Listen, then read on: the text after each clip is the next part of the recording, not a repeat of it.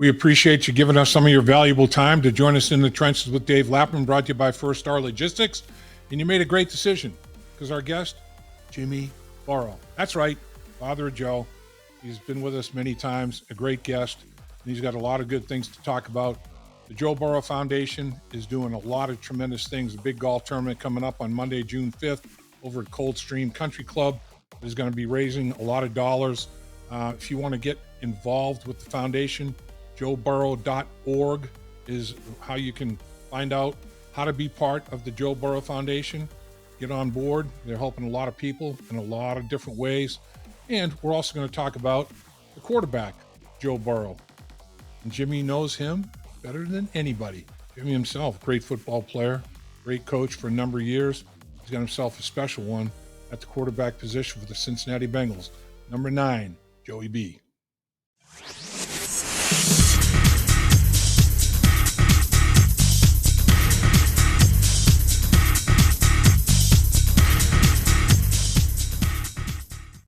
Thanks for joining us in the trenches with Dave Lapham, brought to you by First Star Logistics. And we've got a real good friend of our show, Jimmy Burrow, the man, the legend, Joe Burrow's dad, right? I like your introduction, Dave, but the legend is stretching a little. We certainly do appreciate your time, sir. Thank you. Just got off the golf course, so look a little rough and like the golf course beat me up, which it did. So I'm ready to go.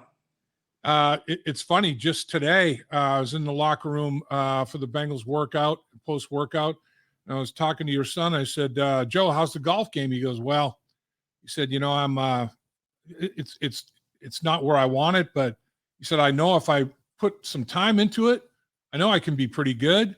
I don't want to invest playing 2 or 3 times a week, all right?" I don't know that he's played any. He has a nice set of golf clubs, and he needs to probably take a lesson, but he doesn't have probably the patience for that. And but one of these days, I bet he'll be pretty good. It's just a matter of time. I'm telling you, I look at that. I mean, he's long. I can see him leveraging that swing, using those levers pretty good. He can hit it a mile. It just, who knows where it's going right now. But, right. So he can make contact. That's a good start. No question. I bet he does. I bet he rips that thing. So with that said, since we're talking golf, tell us about the golf tournament coming up this Monday, June 5th at Coldstream Country Club. It's a tournament for the Joe Burrow Foundation. Fill us in on what's going on there, sir.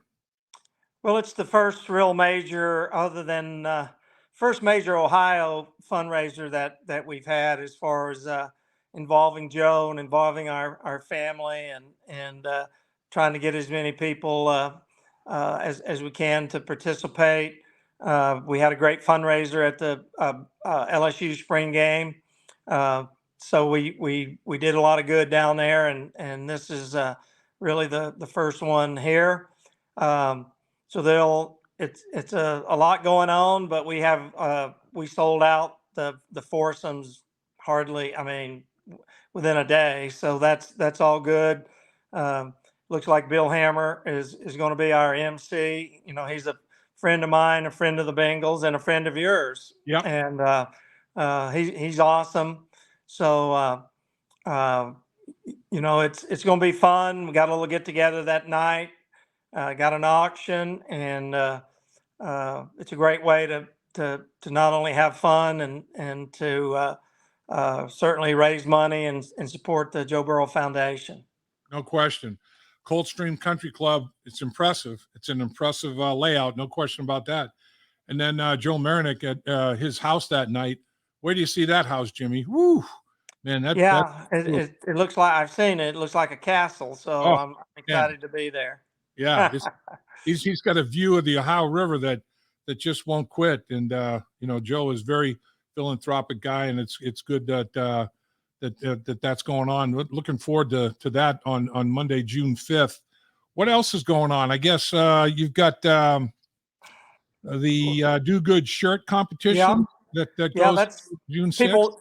People really responded to that the first time around, and Amy Floyd, our executive director, does a great job, and Joe is involved with the Where I'm From people. They're actually, I'm pretty sure, could be wrong, but the two main owners are Ohio University Bobcats, so we like that. And the LSU fans are always up for competition, just like the Bengal fans in Ohio. So we did a lot of good the first time, and as the T-shirt say, everybody has a responsibility to do good, and we think anybody involved with buying these shirts, they're doing good. So we're excited about it. Raised a lot of money the last time, and anytime, once again, you can have fun, whether it's a golf tournament, a spring game, or competition like that to raise money for a good cause, then it's a lot of fun. No doubt. Boy, I mean, your son made such an impact, continues to make such an impact in Baton Rouge and Cincinnati. It's incredible. It really is. Anything else to make mention of with the Joe Burrow Foundation? Jimmy, I know you guys have done some great things for some families already.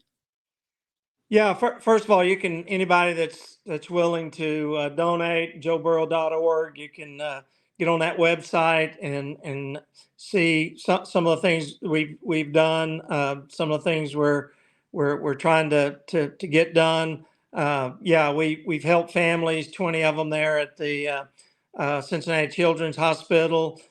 We've paid off some bills so that some people at one of the high schools there in Cincinnati, that the kids weren't able to receive their diplomas because they had outstanding balances. We were able to do that, and we're doing some things that are publicized, some things that are kind of under the radar. But that's kind of Joe's deal. He doesn't like to just go out there and promote everything and say we're doing this and that, but there's a lot of good things going on with the foundation. People are super supportive, and it's only going to get better from here.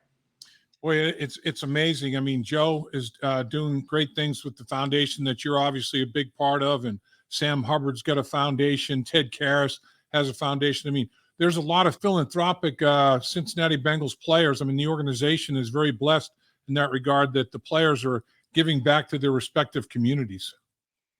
Yeah, I think Zach and the front office, they've done a great job of not only drafting and signing great football players, but that there's a lot of character involved in the people that they sign and draft, and that's important to them. They do a lot of research, and then that's what you end up with is guys with foundations, guys willing to help people in Cincinnati, guys willing to help people in their hometowns, and that makes a football team stronger. I think when you have that kind of people, the culture is set in the locker room because of that character, and it helps to win football games. Sometimes you say, well, it's just about all talent. Well, there's a lot more that goes into it, Dave, as you know, and culture and character is a big part of that.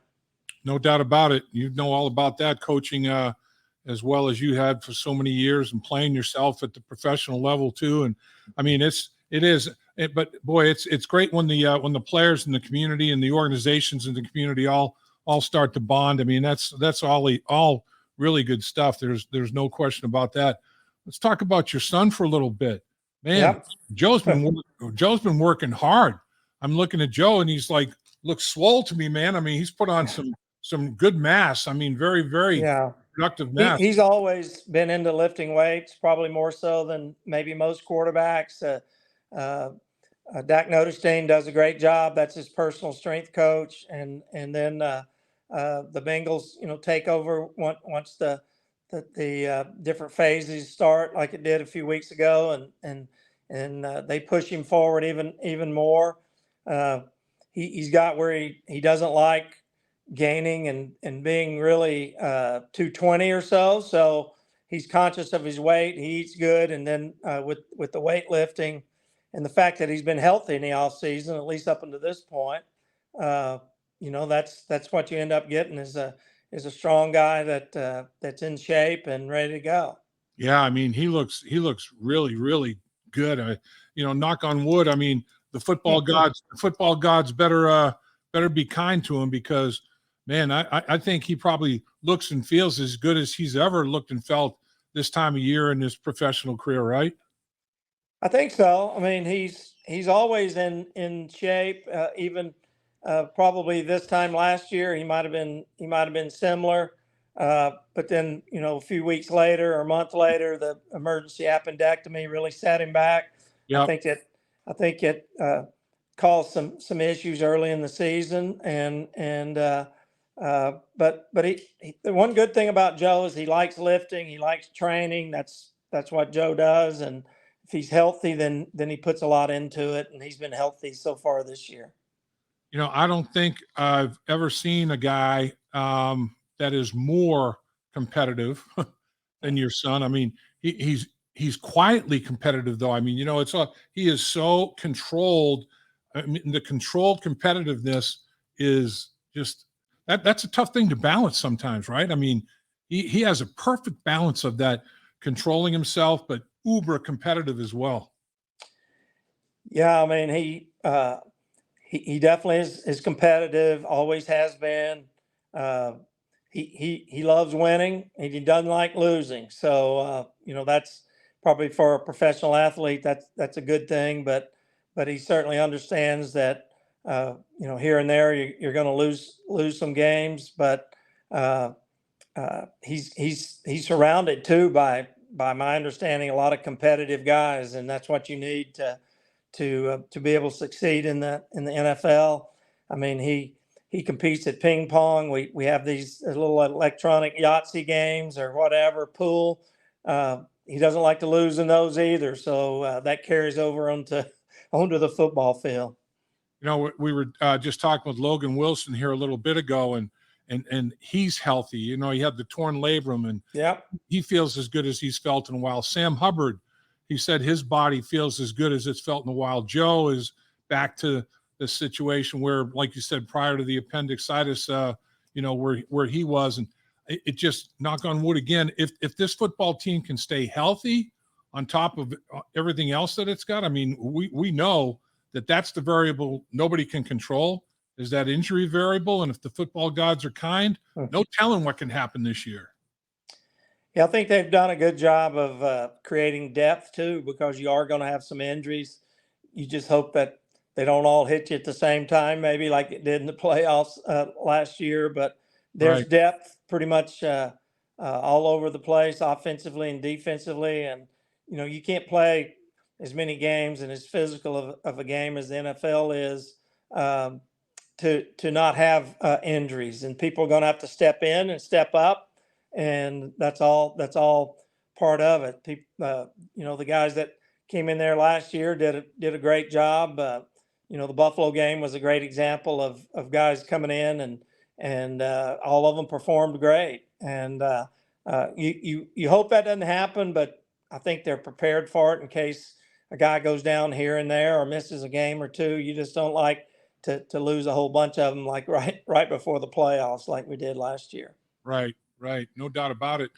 Well, seeing Irv Smith Jr., what he shows out there, OTAs, I know it's shorts and pretty soon shorts and T-shirts, helmets will be donned here next week, but it's the early stages of football. But just watching what he brings to the table in terms of size, speed ratio, and those kind of things. They drafted another couple of wide receivers for Joe, and sign Irv as a free agent at the tight end position. Hayden Hurst did move on, but is Joe talk to you at all about these new weapons at all, Jimmy? Yeah, I mean, just briefly. I mean, he likes Irv. He says he runs great routes. He's got speed. Certainly, you don't know anything about blocking ability until you get on pads and those type things. But I think he's been impressed with Irv, from my understanding, and then really all the guys that were drafted.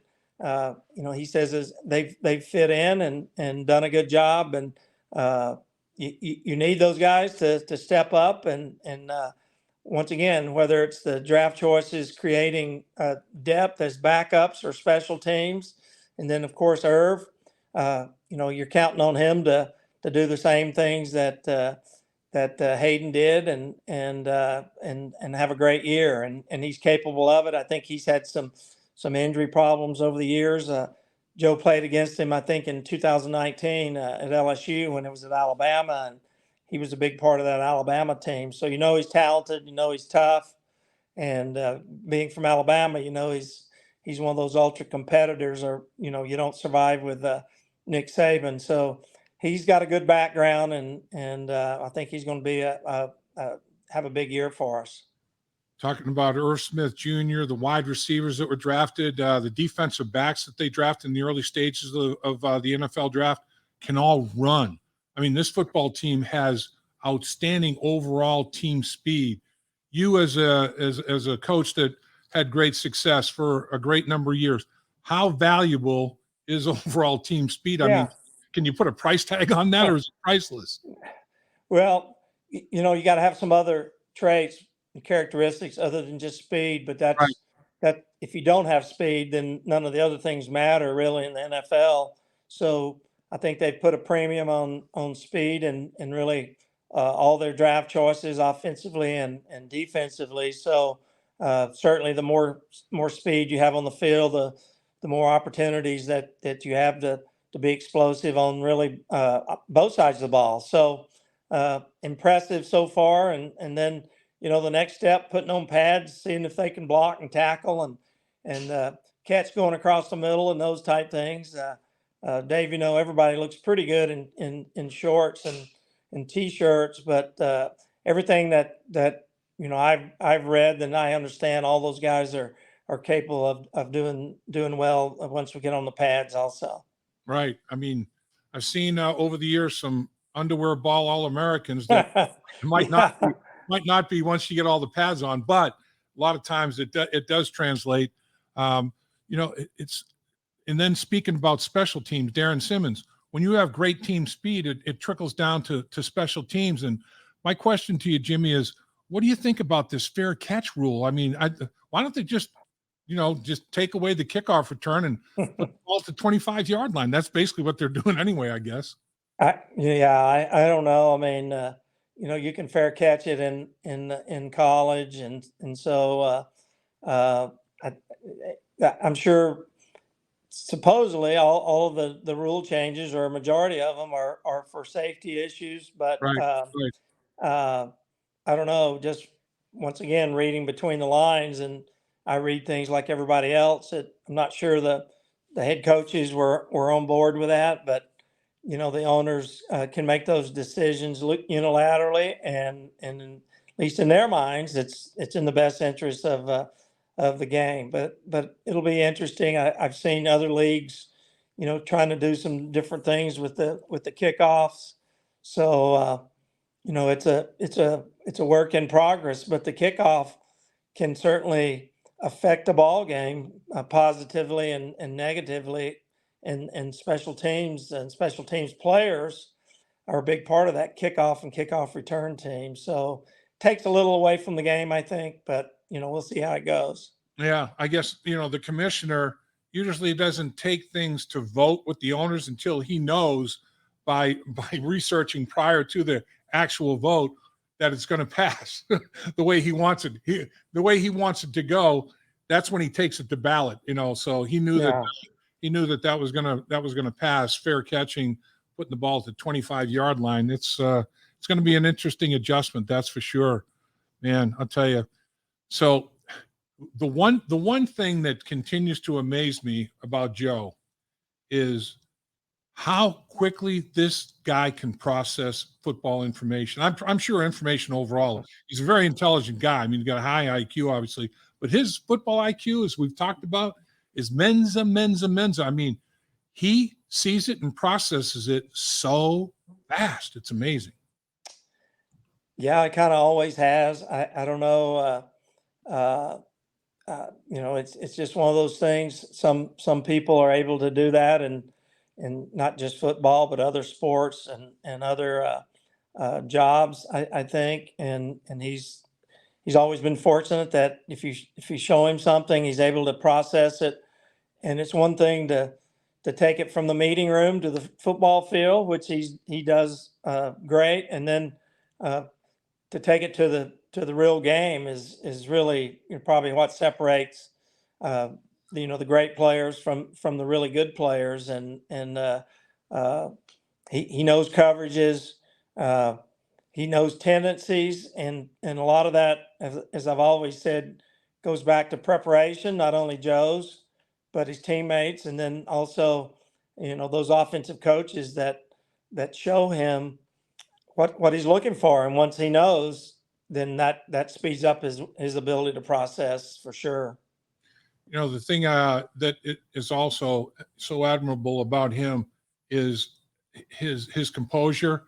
I mean, even if he gets hit late or a cheap shot or whatever, he might get up and bark a little bit at an official, but he never loses his mind. He never tries to show up an official. He never tries to embarrass anybody. He just plays ball. I really admire that about him too. I mean, he just, let's line up, let's go after it again. I mean, he's going to have like a reaction. I mean, he's a human being, if he gets hit late or whatever the case may be, or there's a terrible blown call, but he's always composed about it. He never blows up, he's unique that way. Well, I think that's what he thinks and knows his role is as a leader to not show those kind of emotions that are negative. So what good does it do to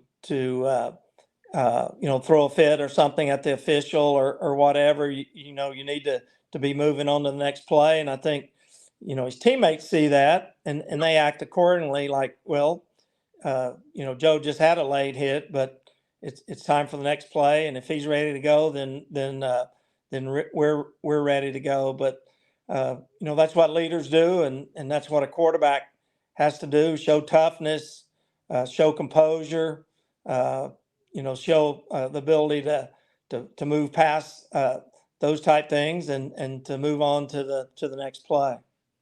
No doubt about it, Jimmy. You've raised an unbelievable football player, but most importantly, an amazing human being. And what you guys are doing as a family, the Joe Burrow Foundation, is extraordinary.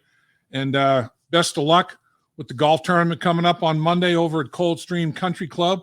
Continue to do all the good that you guys are doing in multiple communities, Cincinnati, Baton Rouge, and others. And you're an extraordinary family, and we thank you for your time, sir. Thanks, Dave, and you have a good summer, and I'm sure we'll be in touch and see each other down the road. Thanks a lot. Hit them long and straight. All right, thanks, Dave. Dave Lapham here, and every day I am grateful for my experience to have played professional football. As a player, I realized self-motivation, leadership, and appreciating your teammates are key. At First Star Logistics, you can use those same attributes to create the life you want for you and your family. Build your future by working hard like I did. You'll see results both on and off the field. Call First Star Logistics today and be part of our winning team. Hey there, everybody. I'm Dave Lapham, and we do a podcast called In the Trenches with Dave Lapham, brought to you by First Star Logistics. And if you want to hit the like button when you're reserving any video, that'd be a good thing to do. And if you want to subscribe and not miss any videos, make sure you do that, because we are going to try to cover the Cincinnati Bengals every way that they can be covered.